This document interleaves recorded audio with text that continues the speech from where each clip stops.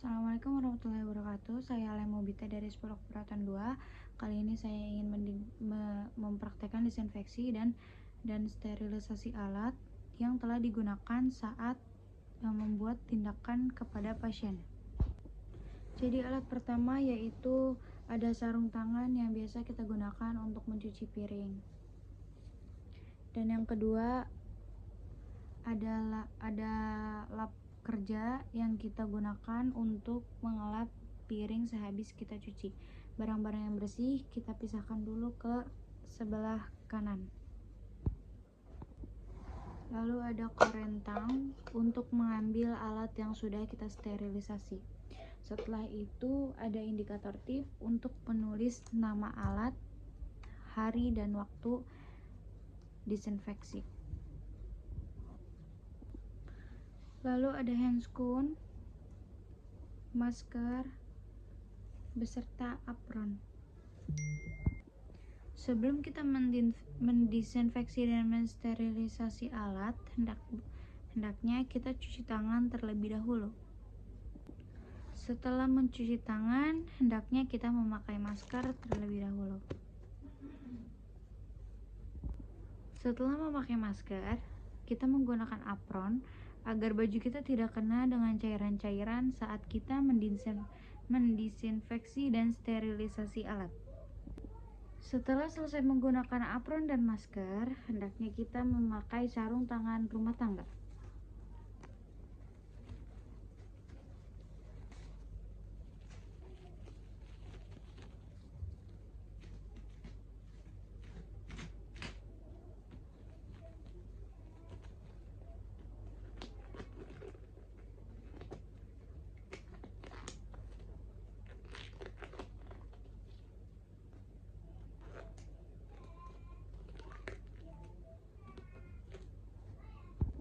Setelah kita selesai memakai sarung tangan rumah tangga, sehabis itu kita pisahkan alat-alat yang ingin kita sterilisasi.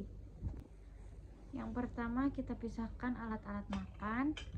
Di sini terdapat gelas, sendok, garpu, dan terakhir piring.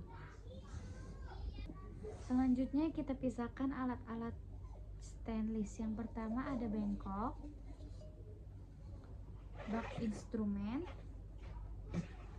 yang terakhir ada pinset.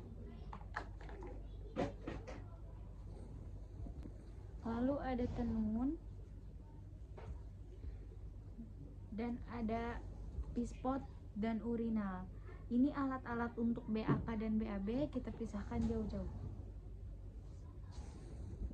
Selanjutnya alat yang berikutnya ada keranjang.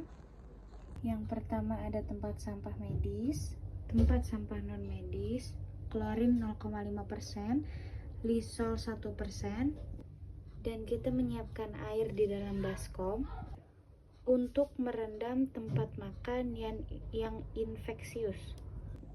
Lalu di sini ada tromol yang di dalamnya ada duk steril. Kita sudah menyiapkan semuanya. Berikutnya kita siapkan alat makan yang ingin kita disinfeksi terlebih dahulu. Jika ada sisa makan di piring pasien, kita buang di tempat sampah non medis dengan menggunakan sendok. Kita ambil gelas terlebih dahulu. Kenapa harus gelas terlebih dahulu yang dicuci? Karena jika kita mencuci piring dahulu, ditakutkan nanti amis. Jika ada air di dalam gelas ini, kita buang terlebih dahulu ke wastafel. Setelah itu, kita bersihkan gelas terlebih dahulu di bawah air mengalir. Lalu kita bilas di bawah air mengalir. Setelah selesai, kita simpan dengan cara terbalik seperti ini. Setelah itu, kita ambil sendok dan garpu, lalu kita bilas dia di bawah air mengalir dan sabuni. Setelah selesai disabuni, kita bilas di bawah air mengalir lagi dan simpan dengan cara pronasi. Setelah selesai menyuci sendok dan garpu, kita ambil piring, lalu kita cuci dengan air mengalir. Setelah itu kita kasih sabun dan kita cuci di bawah air mengalir. Kita bilas di bawah air mengalir dan simpan dengan cara terbalik seperti ini. Jika tempat makan yang terkena infeksius, kita rendam di air panas dengan suhu 40-60 derajat selama 30 menit. Kita rendam dengan cara seperti ini yang berisi air panas. Jika sudah dibilas selama 30 menit, kita ambil, lalu kita bilas di bawah air mengalir. Setelah itu, kita simpan dengan cara pronasi atau terbalik seperti ini. Setelah selesai mencuci tangan, hendak kita buka sarung tangan keluarga.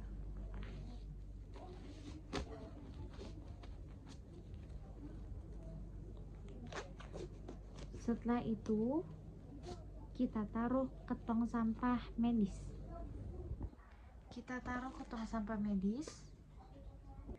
Setelah selesai membuka sarung tangan, kita mencuci tangan menggunakan 70% alkohol. Setelah itu, kita menggunakan handscoon.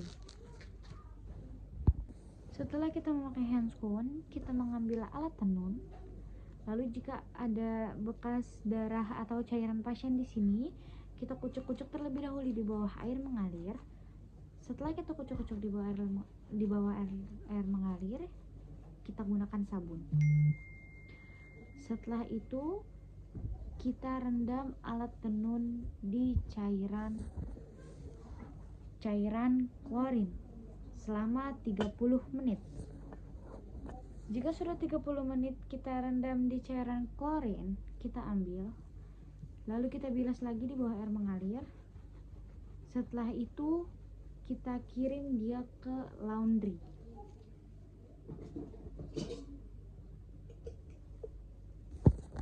Setelah ini kita belajar tentang sterilisasi alat stainless.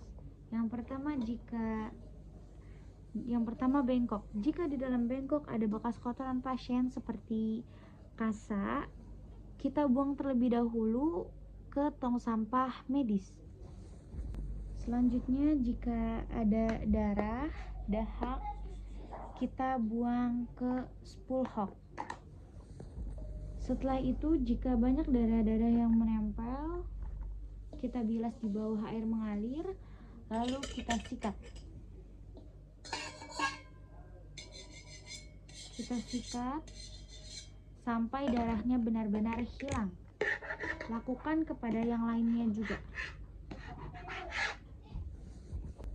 Setelah itu, kita rendam di bawah larutan. Bisa di dalam larutan klorin atau larutan Lysol. Di dalam klorin, kita rendam selama 10 menit menggunakan 0,5% klorin. Atau kita rendam di dalam larutan Lysol yang 1,3% selama 30 menit. Jika sudah 30 menit, kita angkat, lalu kita bilas di bawah air mengalir. Lakukan dengan alat-alat yang lainnya.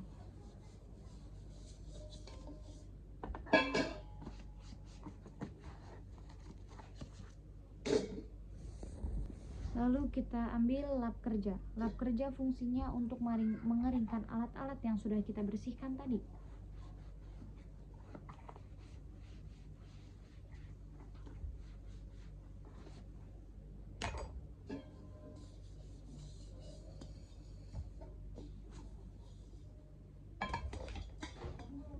Jika kita sudah mengeringkan alat-alat yang tadi kita bersihkan, sekarang kita masukkan dia ke sterilisator.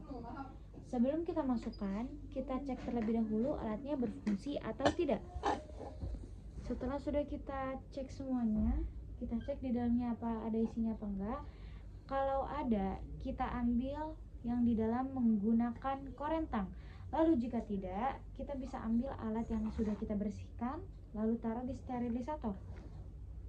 Jika kita ingin menggunakan yang bawah, kita menggunakan sinar UV selama 1 jam dan kita simpan dengan cara terbalik.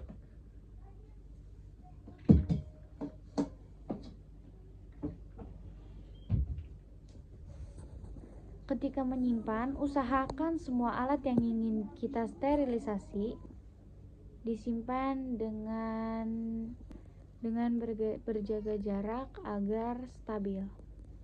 Jika kita ingin menggunakan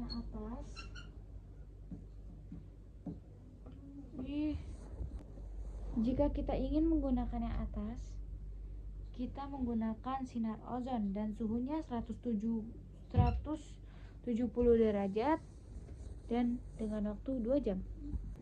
Jika kita menggunakan bagian yang bawah, kita pencet lower.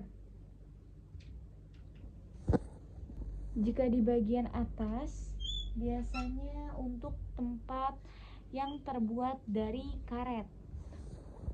Dan untuk yang atas, kita pencet upper. Kalau sudah, kita tunggu sesuai dengan jam yang sudah kita atur. Jika sudah selesai dengan jamnya, kita diamkan selama 5-10 menit agar alatnya tidak panas di saat kita ingin mengeluarkannya. Setelah itu, kita membuka duk steril, lalu ambil duknya menggunakan korentang dan kita letakkan. Boleh memakai tangan, tetapi kalau ragu untuk memakai korentang, lebih baik menggunakan tangan. Kita boleh menggunakan tangan saat membuka duk steril. Jika sudah 5 menit atau 10 menit, kita ambil alat yang di dalam sterilisator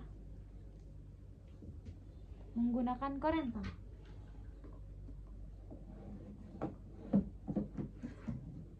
Lalu kita taruh di duk steril.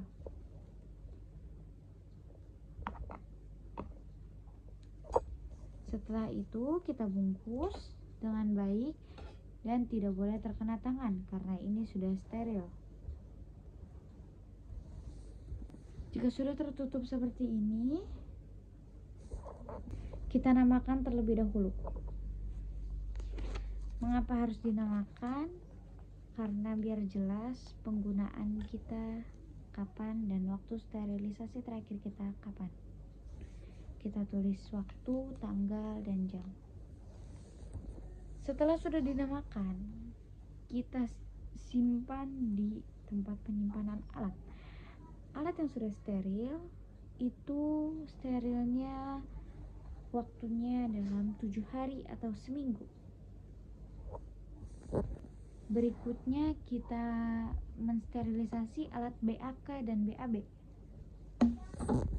Jika ada urin di dalam urinal dan ada feses di dalam pespot, maka kita buang ke dalam spool hog. Kita anggap spool hog. Setelah kita buang, kita bisa bersihkan sikat mereka. Kita bisa sikat mereka menggunakan sikat. Ini sikat yang panjang buat urinal.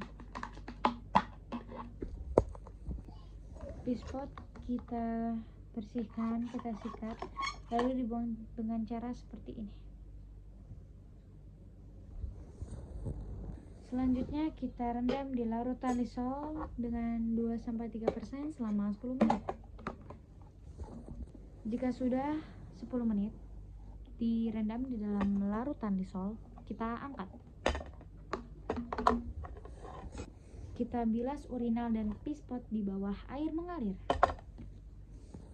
Jika kita sudah membilas urinal dan pispot, kita jemur mereka di bawah sinar matahari 2 jam setiap permukaan.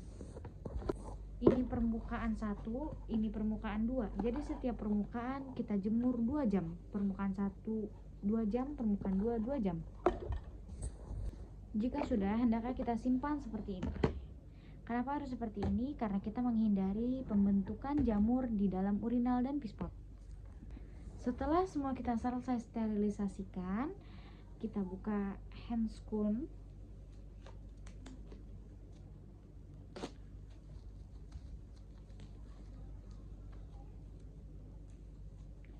Lalu kita buang di tong sampah medis. Lalu buka masker. Jika sudah, kita buka apron. Hati-hati dalam pembukaan apron. Lalu kita masukkan keranjang ke keranjang. Setelah selesai semuanya kita buka, kita mencuci tangan. Sekian dari saya. Wassalamualaikum warahmatullahi wabarakatuh.